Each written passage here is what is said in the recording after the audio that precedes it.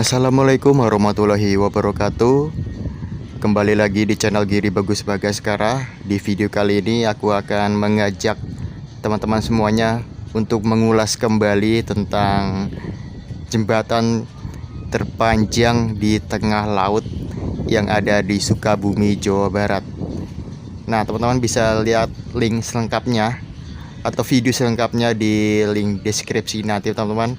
Karena aku pernah mengulas video ini, teman-teman, dan di sini aku akan mengulas kembali ya. Hanya video review singkat aja, teman-teman.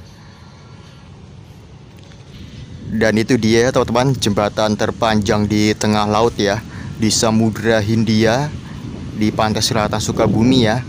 Jembatan itu merupakan jembatan yang dulunya berfungsi sebagai ini ya, kayak seperti akses jalan menuju ke arah kapal tongkang di tengah-tengah laut sana, teman-teman. Karena dulu itu di sini ada ini ya, tempat pabrik batu bara, teman-teman ya, di sini ya.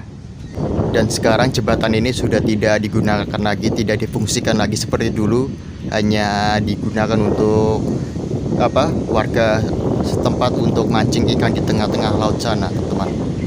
Dan jembatan ini juga pernah memakan korban ya, karena jembatan yang itu sudah rapuh ya, teman-teman ya, sehingga di tengah-tengah jembatan itu terjebak orang-orang di tengah sana yang lagi mancing.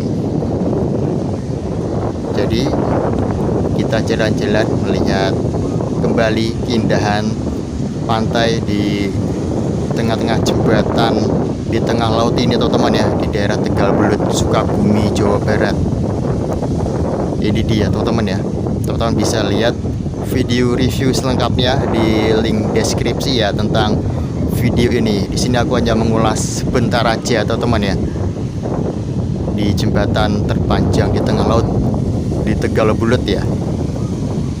Ini juga pernah viral ya, karena jembatan ini putus dan banyak orang terjebak di tengah jembatan ini. Ketika saya berkunjung di pantai ini, sayang banget, teman-teman, langitnya lagi mendung dan memang habis hujan juga di daerah sini juga ya, teman-teman. Jadi kurang bagus juga ya.